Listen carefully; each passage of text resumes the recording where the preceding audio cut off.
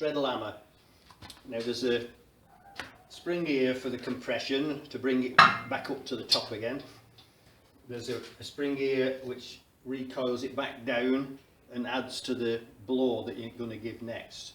So you get this action.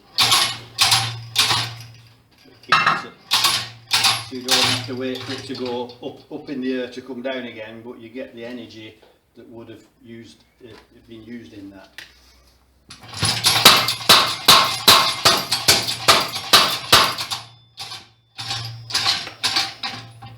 So it's got a 14-pound head.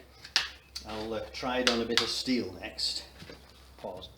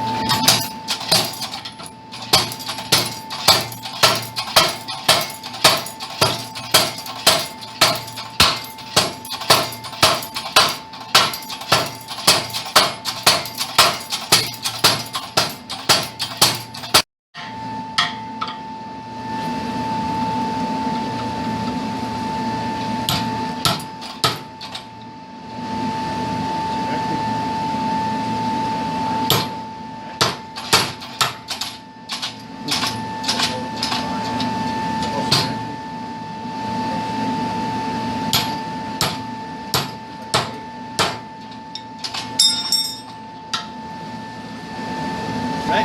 Yeah.